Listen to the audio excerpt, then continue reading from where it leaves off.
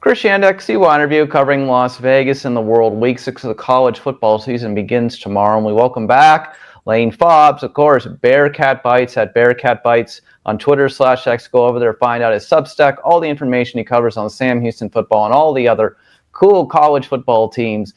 Lane, as always, thank you so much for joining us today on CY interview. Week 6, what a good week we've got. How are you?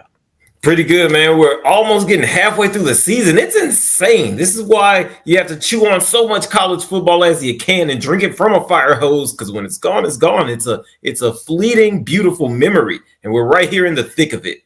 It already feels like it's already over before it's already begun. And I'm looking at the thing, and I can't believe we're already at week 6. So let's just start. I'm going to have fun tonight. Tomorrow, Sam Houston takes on New Mexico State. First one of the year?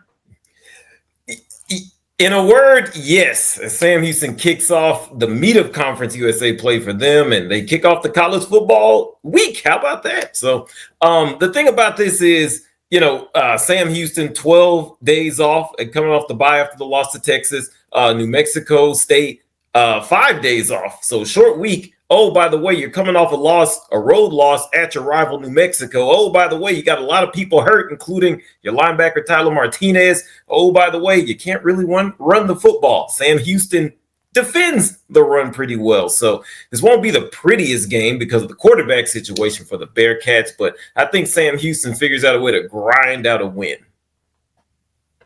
I think you're probably right in that regard. I read a bunch of your stuff the last couple of days. And I actually did a little research on Sam Houston and this game prior to actually coming on tonight, because I know that you guys are kicking off the college football season, and I'll make an effort to watch tomorrow night also. Absolutely. Let me ask you, so let's just get in the thick of things. FSU loses at Virginia. We talked last week about how in the old days that loss would matter. Of course, FSU is still alive for the college football playoffs, but after giving a 46 to Virginia, you got Miami coming in. Not a good situation for FSU, no? Yeah, not the most ideal. I mean, it's a rivalry game, so, there's always a few guys or two that you don't think about or that will kind of get in gear and kind of step up and, gear up for that game. But I just think Miami coming in, their defense is really good. I really like their defensive line, some of their linebackers. I'm going to take the Canes in this one. I think Mario Cristobal figures out one on the road. That's going to be a very strong win for them. How about it would be wins over Notre Dame and wins at Florida State? Yeah, I mean, the reality of what it comes down to at the end of the day is that FSU started fast, and now they're going to probably end very slow. And then if they lose this one, then you're on that corner of barely still being alive for that college football playoff. Probably one more loss and you're out. Moving forward, Vanderbilt 5-0. Vanderbilt beat Alabama last year. Vanderbilt, not the Vanderbilt of your grandmother or your mother. Vanderbilt, of course, over the last 20 years, a couple bowl games, a couple great seasons, a couple upsets along the way. But, man, there's all this week hype this week that people think Vanderbilt could roll over Alabama. I mean, thoughts? I mean, I know I told you last week, I said Georgia, be a close game. Alabama did win that game. I think a lot of people were surprised by that. But thoughts on Vanderbilt, 5-0? Yeah, me included. I really thought Georgia was going to win. So, hey, shame on me. But anyway, interesting about Vanderbilt, 5-0. I watched some of that Utah State game. They give up a lot of points. They're able to give up big plays. And this is an Alabama team with Ryan Williams or Willis. His name escapes me, but their young wide receiver, the sophomore, they've got trick plays. They threw it to their big lineman, and he runs it almost for a touchdown. They're going to crank it up at home. If you're Alabama. Again, this isn't last year where everyone's thinking, all right, this is a normal win. Like you said, it's your parents or grandparents, Vanderbilt. Oh, it wasn't. Now they're coming into Tuscaloosa and they're going to be ready.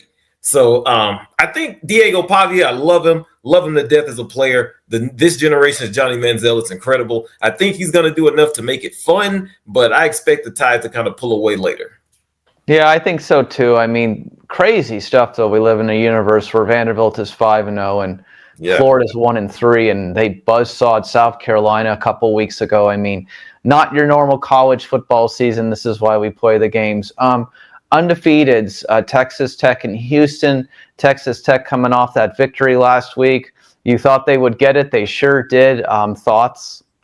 Man, this game, man, the only game this weekend between a battle of two undefeateds, both 4-0, Texas Tech coming off of a bye.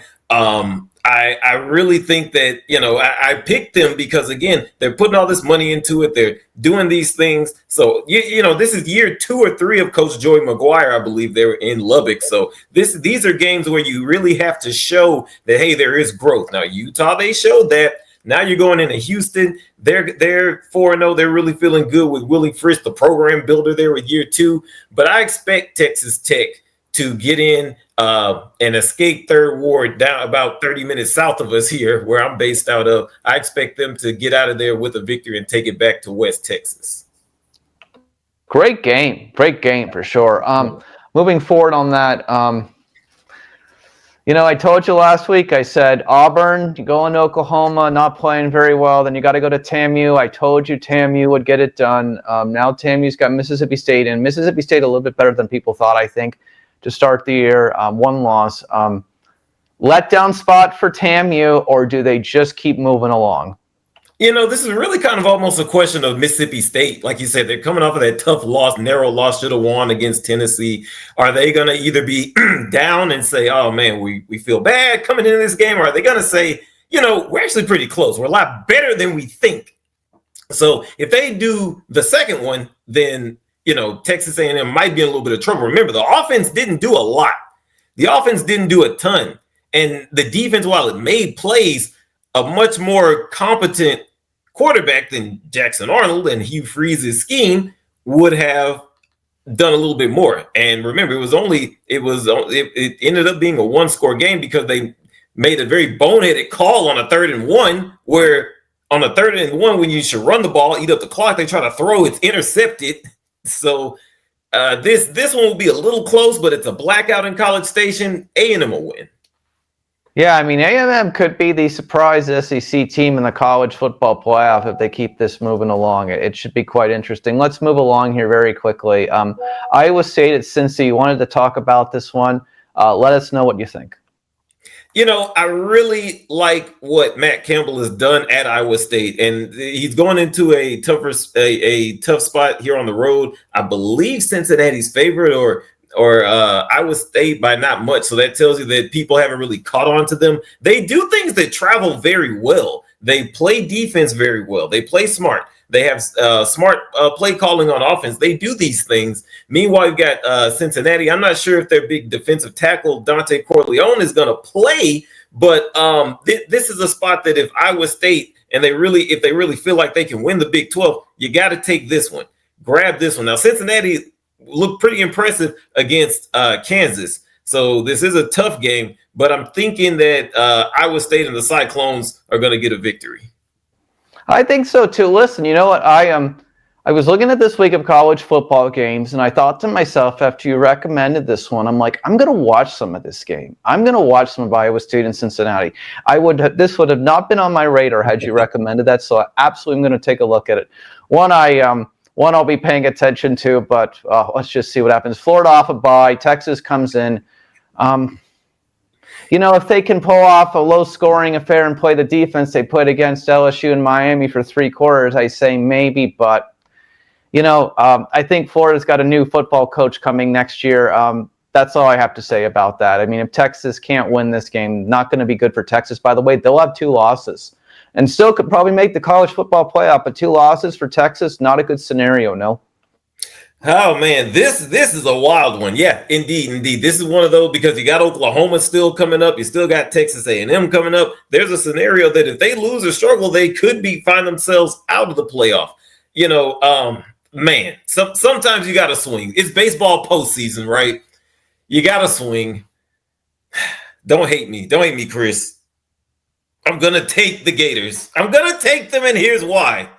Because the defense has played well. I know that Arch Manning, he felt good beating up Sam Houston, running over and creating memes and things. That's one of the worst pass defenses he's going to see. Florida actually has a decent defense. Now it's a question of, can Billy Napier at least craft a serviceable quarterback plan for DJ Lagway? And so I think there's enough. like you said, that low-scoring affair is what I expect. Crazy things happen in the swamp. I've seen a good Tennessee team melt down there. Yeah, I mean, here's the thing in this regard, and this is what I have to tell you, and I said this to you a couple weeks ago. Florida will be the number one defense in the nation. They'll be the number one defense in the nation, but they'll be the first team to go 2-10 and be the number one defense in the nation. If you put up 24 against Miami, you win. If you don't throw an interception return for a touchdown against LSU and you put up 17, you probably win that game. If you are able to make a couple first downs against South Florida, you probably win that game too. You're probably looking at 4-1 right now. You know what I'm saying? 3-1, excuse me. It's like, again, I would love to see them win this week, but the problem with that is that if they end up winning, it's just going to continue to delay that Billy Napier narrative. Now, I don't think unless he finishes 9-3 and they somehow make the playoff, he probably saves his coaching job anyways, but it just delays that inevitable thought for another week, no? It does, but there's been coaches who've been fired and winning. Going back to Texas A&M, I remember 2007 they fired Dennis Franchione directly after he had beaten Texas. So I see it as one of those wins. Like, yeah, you got it done, but look at the rest of this. That's been a train wreck. So it won't be enough to save his job, but it'll be a high point for him. So it would be miraculous if they end up 6-6 this year at this point. I don't think that's even happening. Let's move along. Okay, finally, let's finish this off. Wyoming, UNLV. UNLV 4-0, great comeback against Miami, Ohio. They start conference play. They go to Wyoming. Wyoming is a capable full bowl team of the last 10 years. This is not, a bottom feeder team. Does UNLV continue to have luck this weekend? I'd love to hear your thoughts. The Vegas team, man, I'm very impressed with them. I got to see them up close, but they kind of get into tricky spots in games on the road. Remember that Miami, Ohio game? It took them a while to kind of get going. And like you said, meanwhile, you got Wyoming. Two decent wins. They've lost to the two FBS teams they played. 2-2. I expect them to put up a nice fight, but I would expect if you watch the Miami Ohio game again, where they kept it close, where it was close, maybe losing, storm back. It'll be close in this game, but I'm expecting again their home run hitters, Jet Thomas, Jaden Bradley. They're gonna the running Rebels roll. Wow. Be 5-0. Again, if they get to 5-0, they still get to be alive for that non-power conference spot in the 12 teams of the college football playoff.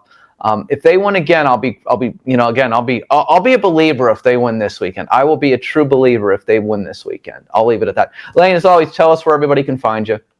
Everywhere, Twitter, X at Bearkat Bites, the only media independent outlet covering Sam Houston football year-round. Sam Houston, one of the most randomest, smallest teams in the conference. They're looking for their first win. If you want to get a shirt, if you want to talk about Sam Houston, that is your outlet. That is your place. Bearkat Bites, the newsletter, the podcast. Come and see us. All college football is good college football, and that's just what I do. Yeah, hopefully they get a W tomorrow night. I'll be rooting for you, obviously. Love to see them get a W. If they get a W, I know that'll make your week if they get a W tomorrow. Oh, definitely, man. And then even better, there's nothing to really write or do media-wise Saturday. So it's just kick back, relax, and watch a bunch of games. So this is a fun weekend. Oh, I agree. This is going to be one of by the way, congratulations last week. Good call on Oregon beating Penn State, by the way. I great call on your part. I told you in closing that Ole Miss would beat LSU. LSU's not a great offense. It ain't happening. It just is not happening this year. Lane, thanks so much for joining us for week 6 of the college football preview and predictions. We'll see you next week, okay? All right, we'll see you guys. Enjoy the games, everybody.